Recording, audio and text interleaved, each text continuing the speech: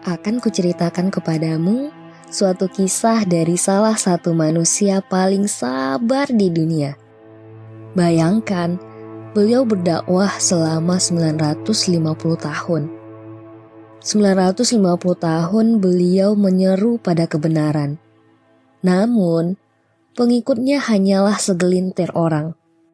Barangkali, memang standar kebenaran tak dilihat dari banyaknya orang yang mengikuti di belakang.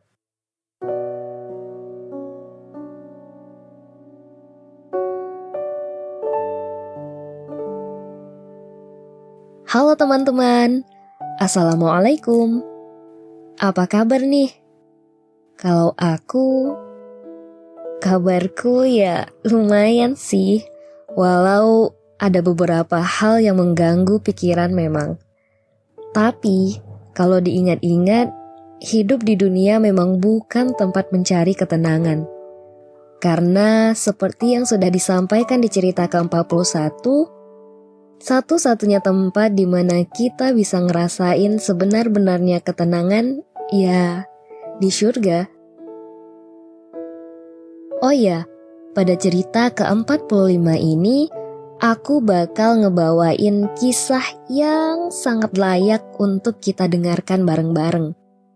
Aku bakal nyeritain kisah Nabi Nuh.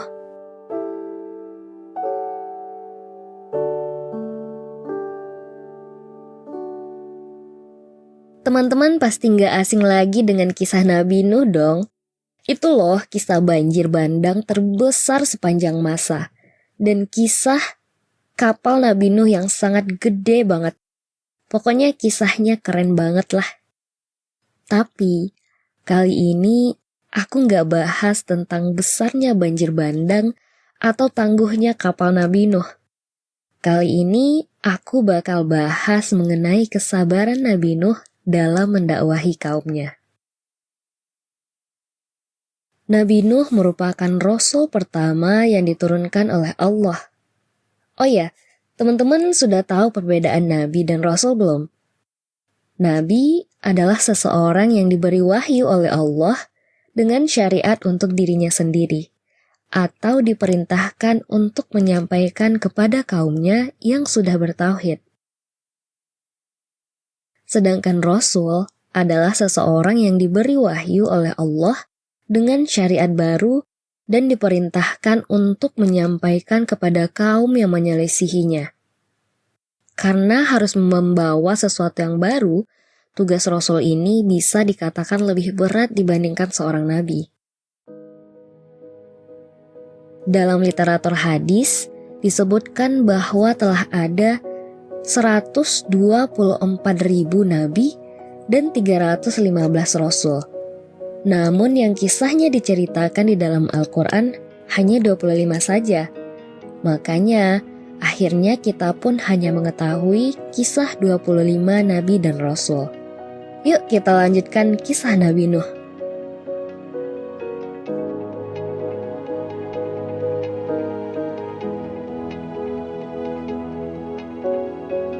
Ibnu Abbas pernah mengatakan bahwa rentang waktu antara Nabi Adam dan Nabi Nuh adalah 10 abad.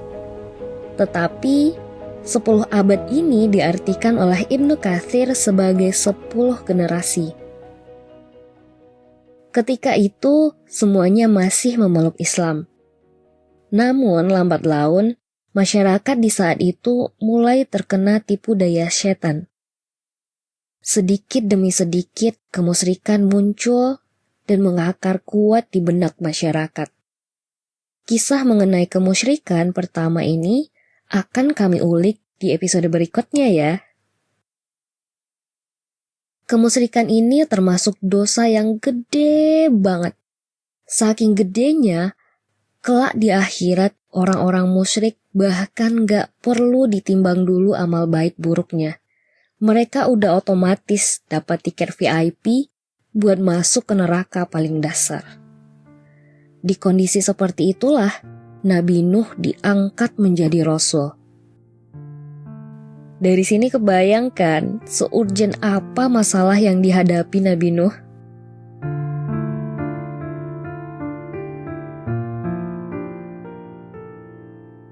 Ada beberapa pendapat mengenai usia Nabi Nuh saat diangkat menjadi rasul. Pendapat terkuat dinyatakan kalau usia Nabi Nuh saat diangkat jadi rasul adalah 480 tahun. Pendapat tersebut datang dari Ibnu Jarir yang dikuatkan oleh Ibnu Abbas. Ibnu Jarir juga menyebutkan kalau kaum Nabi Nuh adalah Bani Rosib. Bani Rosib itu merupakan kaum yang sangat durhaka pada nabinya. Mereka mengolok-olok Nabi Nuh.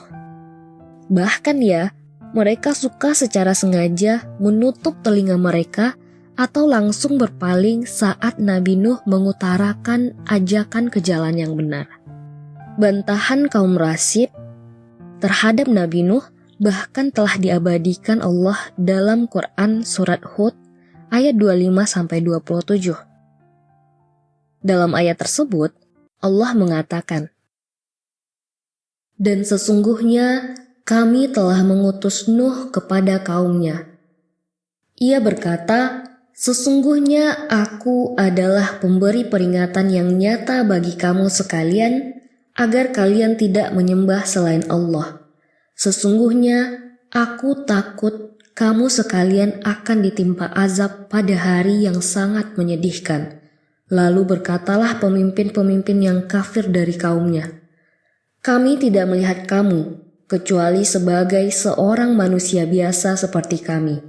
Dan kami tidak melihat orang-orang yang mengikuti kamu, kecuali orang-orang yang hina dina di antara kami yang lekas percaya saja. Dan kami tidak melihat kamu memiliki sesuatu kelebihan apapun atas diri kami. Bahkan kami yakin bahwa kamu adalah orang-orang yang dusta."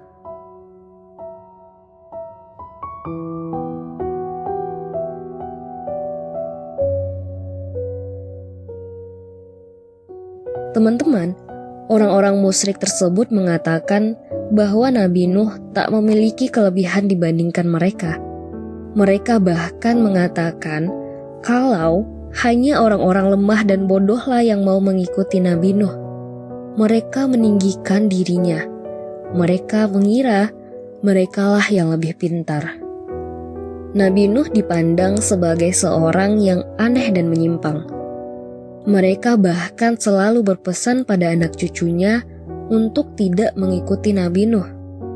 Akhirnya, dari generasi ke generasi, Bani Rosib selalu menolak apa yang diserukan oleh Nabi Nuh. Saking parahnya kelakuan mereka, Nabi Nuh sampai curhat pada Allah. Curhatan itu terabadikan dalam Quran surat Nuh ayat ke-5-9. Pada ayat tersebut dijelaskan, Nuh berkata, "Ya Tuhanku, sesungguhnya aku telah menyeru kaumku malam dan siang. Maka seruanku itu hanyalah menambah mereka lari dari kebenaran. Dan sesungguhnya setiap kali aku menyeru mereka kepada iman agar engkau mengampuni mereka, mereka memasukkan anak jari mereka ke dalam telinganya dan menutupkan bajunya ke mukanya, dan mereka tetap mengingkari dan menyombongkan diri dengan sangat. Kemudian sesungguhnya aku telah menyeru mereka kepada iman dengan cara terang-terangan. Kemudian sesungguhnya aku menyeru mereka lagi dengan terang-terangan dan dengan diam-diam."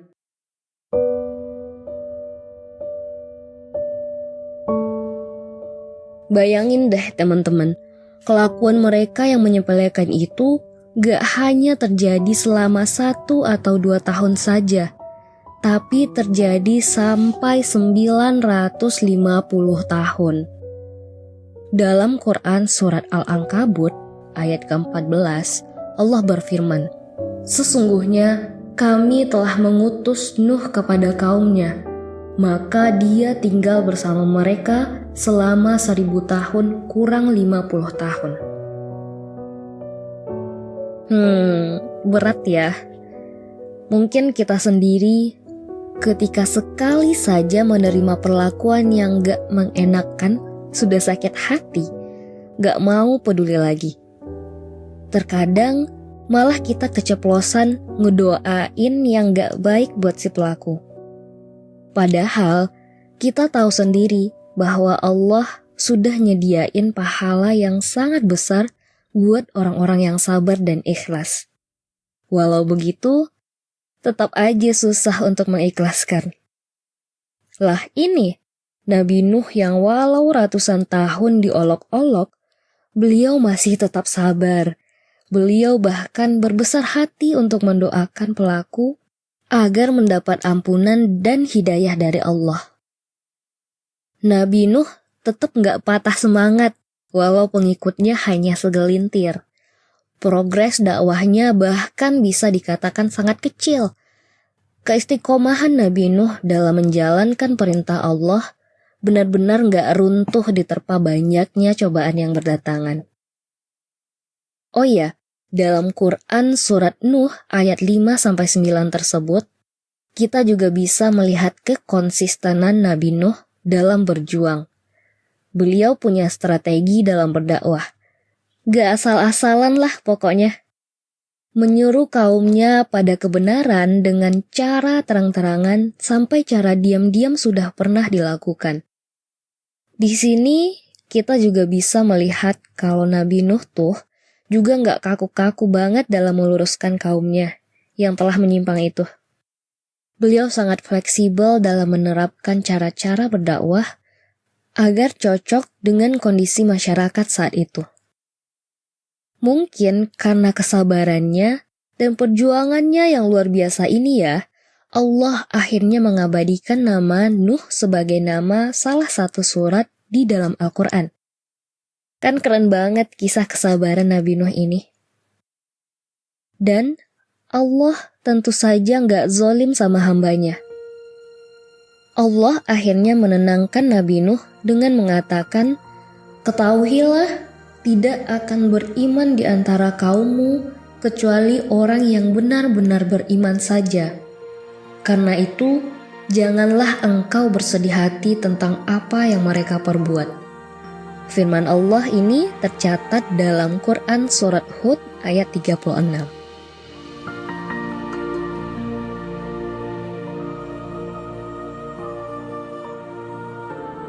Yah, pada akhirnya, tugas seorang pendakwah hanyalah berusaha semaksimal mungkin untuk menyeru dan mengajak pada kebenaran.